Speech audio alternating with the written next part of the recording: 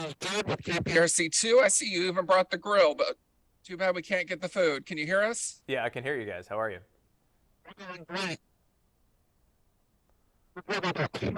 You'll be right after our weather. Okay, great. It's a little clearer now. Thank you. Okay. Okay, just wanted to make sure.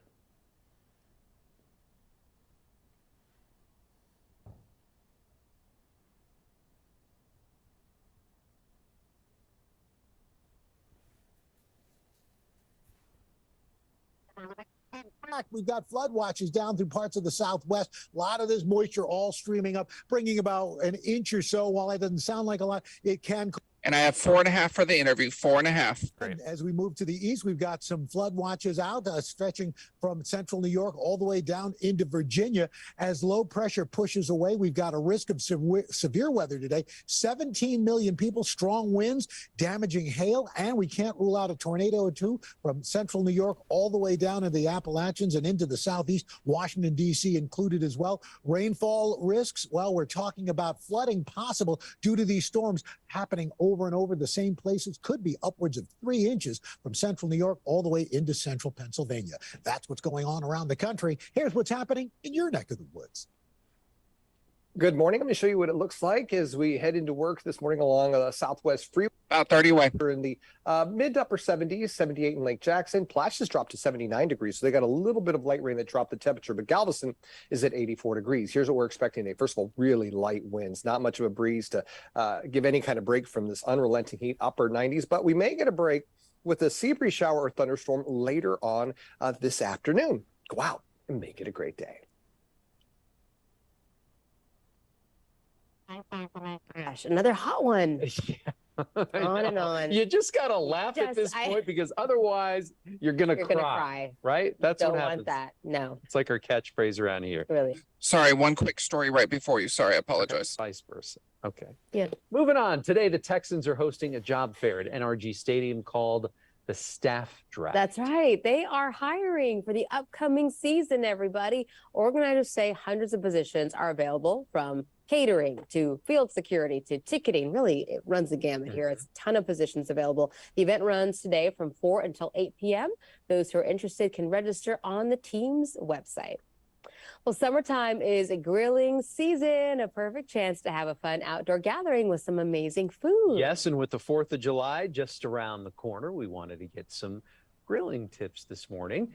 Joining us is Matt Moore, author of Serial Griller. Good morning to you. Hey, good morning, Houston. How are you guys? We're doing great. Oh, look at the setup. I know. It's amazing. Say, what foods are the must-haves at your barbecue? Oh, man. Well, we're going to be working with the classics today. So we're grilling up Chicago-style dogs for the 4th. And, you know, we're making it easy with this one-of-a-kind must-have accessory. This is the Ballpark brand hot dog helmet. Now, Ballpark says there's no shame in your condiment game. Fill it with your favorite toppings. I'm using mustard. That's my preferred. Ballpark's got 100% Angus beef hot dogs. What I really love is they cook up really plump on the grill. They're filling the whole side of the bun. There's no fillers or artificial colors. And the coolest part about this is that if you head over to @BallparkBrand on Instagram, you can enter for your chance to win this helmet. The helmet is special. Yes, indeed. So we're also adding a lot of delicious flavors. Kind of a twist here is using Lee Kum Kee's gluten-free and certified non-GMO sriracha chili sauce. We're also blending that with a Chu-Chow style chili oil. They've been making authentic Asian sauces for over a century, and you can use them as a dipping sauce or as a marinade.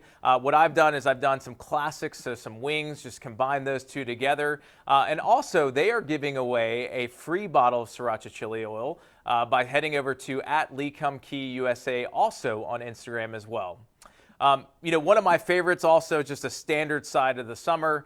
It is the sure side of a good time. We're talking about Bush's baked beans.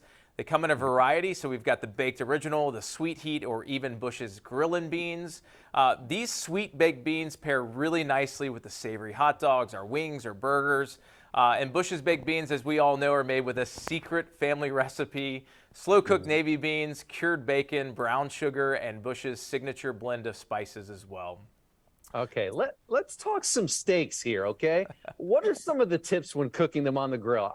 I'm asking because I get called out at home all the time for undercooking my steaks, but I'd rather do that than overcook them because then it's like eating a piece of shoe leather. Yeah, you know, for me, a great steak, if you're working with a really thick cut, I prefer the reverse sear method. So that idea is that you're going to actually cook it kind of low and slow. So you might have your grill around maybe 200 degrees. And you'll cook that up to maybe like an internal temperature about 5 to 7 degrees shy of where you want it to be. And then after that, you're just searing it off over high heat. So when you've got a thick cut of steak like that, you'll just want to kind of cook it very gently up to temperature. If you have like a thinner cut, like a skirt steak or a thin sliced ribeye or T-bone, you're just going to sear on each side, get that kind of beautiful brown Maillard reaction all around the steak.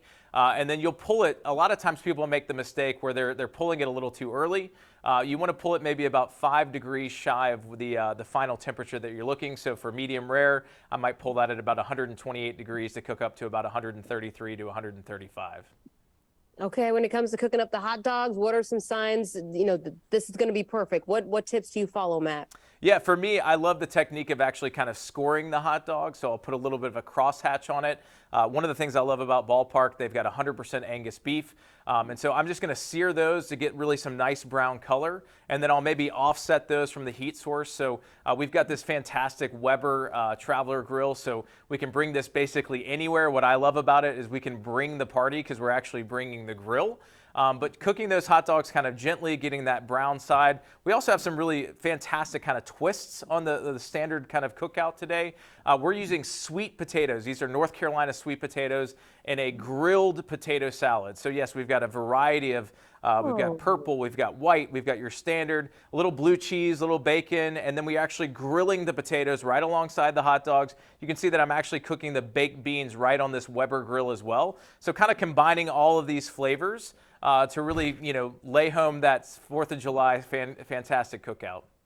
Okay, because in your book, Serial Griller, you mentioned how the grill can be used for every part of the meal, from the salads to the desserts. What are some of your personal favorites? You know, as you mentioned, just a classic steak is one of my favorite go-tos.